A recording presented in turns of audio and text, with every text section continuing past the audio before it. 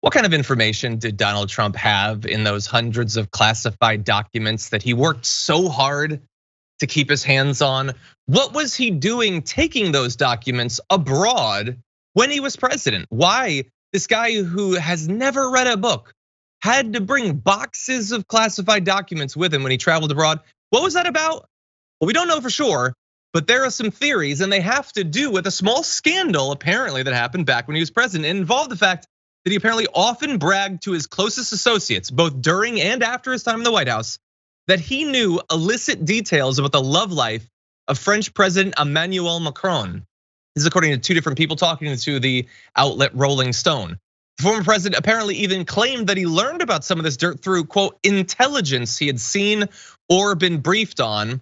This is the first ever time that we've had confirmed that Donald Trump paid attention during a briefing and retained the knowledge that was given to him. Now, exactly why sex life details Emmanuel Macron would have been presented during one of these briefing sessions, I have no idea. But the fact that that was what piqued his interest, I find very easy to believe. Now, there are multiple sources on this information. That does not mean that it is 100% solid. We would want to ideally know who those sources are. But this is what we're learning. It's apparently not clear whether the Macron-related documents the FBI seized had anything to do with his personal life. It could be that those are separate things, but we do know that that's one of the individuals who was referenced in these documents. It's also not clear whether the information on Macron seized from Mar-a-Lago was derived from US intelligence collection or even classified. Why exactly Donald Trump would go to this much trouble to maintain non-classified documents about Macron, I don't know. And why the FBI would have seized them if they were non-classified is an interesting follow-up question. But we're trying to figure this out. What we do know is that after, when he was president, he was bragging about this stuff. Apparently he said he knew naughty details that few knew. Don't use the word naughty. Don't do that, Trump, please. I wanna use it someday and now I'm not interested. Both French and US officials worked to figure out what he knew, how he knew it, how sensitive it was. And the officials in both nations want to know if the discovery signified some kind of national security breach. And look, you might say, well, how can it possibly do that? This is about sex life stuff. Yeah, that's true.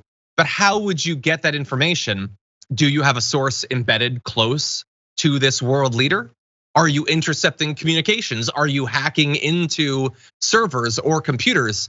I mean, the only ways that you would get that information are also probably really good ways to get information that's non-sexual, that might be about national security. And so you can understand why both the US as well as French authorities were a little bit worried about this. Now we have more on the history of Donald Trump being super thrilled about having dirty details about individuals. But Sabrina, what do you think about this? Does this make it better or worse than if the documents are about nuclear weapons? The thing is, it's weird that he would brag about it. Like, it makes him sound worse than whatever he could possibly know about Macron's sex life. I mean, unless there's something like illegal about it, which I think if there was, then we would have found out by now. So if it's just like some kinky stuff or something, then that kind of makes Trump look like the weirder person to really hold on to that. I think 100%. I will say, this almost makes me feel a little bit better about the situation from a national security perspective, a little bit worse from a we want to get you sucker perspective, which is that it is plausible to me that Donald Trump would want to maintain the hard copies of stuff about little naughty details he's not supposed to know.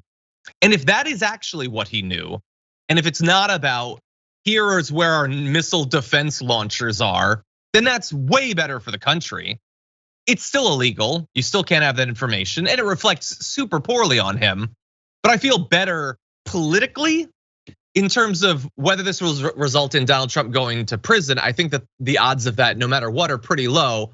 I would assume if this is what those documents were primarily concerned about, then it would be lower. And honestly, it's got to be a mix of the two. You don't have hundreds of documents about Macron's sex life. That seems inconceivable unless that guy is way busier than I imagine he is. In any event, when Trump would brag about Macron and what he knew, he was apparently often light on details and specifics. It's often, one source said, hard to tell if it's bull-s or not. So it's possible that the details were as as vague as they caught some sort of sext or something, or they saw a photo, or it could be something like that. It doesn't have to be super detailed. It's not like necessarily that they have videos or something like that. But of course, Trump is gonna be obsessed with this. You probably remember earlier in the primary cycle, there was the primary battle between JD Vance and Josh Mandel. So Trump apparently heard some sexual details about one of them that he thought were disgusting, and that apparently informed his actual endorsement. And that's not the only election that was informed in that way. And so the idea that Trump would go to extreme lengths for material like this, I think incredibly plausible. I wonder though, if this is going to result in the right, like a new defense of the right as to why the FBI shouldn't have prioritized this. Maybe they want it to be a story about this, Sabrina. I wonder. I hope not. Oh my gosh. Why are they making like such a big deal out of this little story? And yet there are other representatives who have much more questionable, possibly illegal things regarding their own spicy lives, whatever you want to call it. And that doesn't seem to get nearly as much attention. So yeah, this seems like a silly, silly story.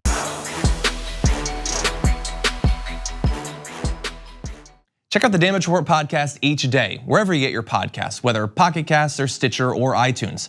You can join me as I give you the news and stories you want, with a range of co-hosts and interview guests jumping in on the fun each day. Again, that's the Damage Report, wherever you get your podcasts. And if you get them at iTunes, don't forget to rate and review. Sometimes I'll read them live on the show.